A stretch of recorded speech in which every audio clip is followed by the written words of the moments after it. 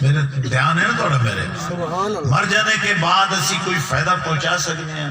یعنی بحیثیت مسلمان، بحیثیت نبی دے نوکر، بحیثیت آل محمد تابعدار، بحیثیت اصحاب محمد دے وفادار، اے بن کے کیا ساڈے تک اللہ تے رسول دا دین انج پہنچیا ہے کہ مر جانے کے بعد بھی ایسا فائدہ پہنچا سکتے ہیں؟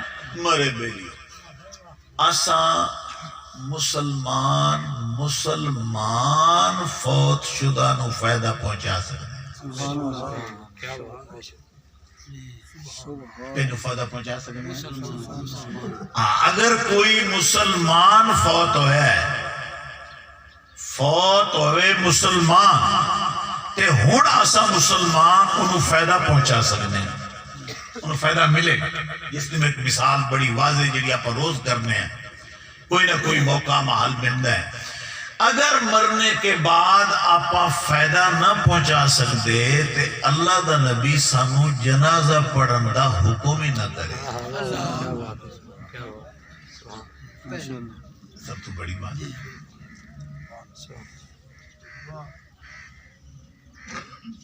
اگر میت نو پچھلے مسلمان اسا مسلمان مرنے والے مسلمان واسطے کچھ نہ کر سکتے ہوندے، کوئی فائدہ نہ ہو سکتا ہوتا، کوئی ادھے واسطے بھلائی نہ ہو سکتی ہوتی، منع ہوتا۔ جی میں بعض لوگوں کا خیال ہے کہ بس بندہ مر گیا ہوں ادھے واسطے کوئی تسی نیکی نہیں کر سکتے، خیر خواہی نہیں کر سکتے، بھلائی نہیں کر سکتے۔ حیرانی والی بات ہے انہاں بندے دی کتنے سوچ گئی ہے جب اللہ دے رسول نے مرنے تو بعد آئے کامی بھلائی آلے فرمایا چونکہ مسلمان ہے فرمایا انہوں نواو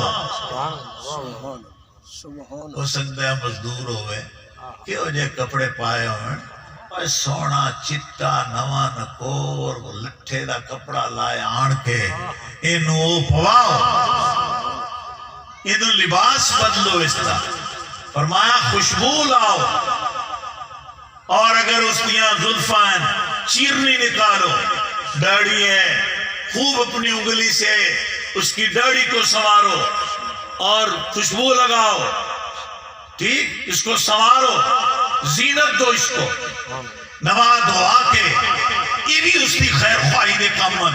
پھر فرمایا منادی کرو میدان اچ لے جاؤ انہوں رکھ کے فرمایا نماز جنازہ پڑھو ادھے واسطے دعا کرو، سارے مسلمانہ کان دعا کرو، اللہ دی حمد کرو، محمد و آل محمد تے درود پڑھو اور انہی بخشش دی دعا کرو۔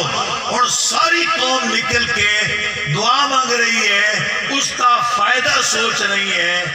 اگر مرنے کے بعد فائدہ نہ ہوندہ اسی نہ کر سکتے تے اللہ دا رسول سانو جنازہ پڑھنے دی اجازت نہ دے۔ ماشاءاللہ جی ماشاءاللہ۔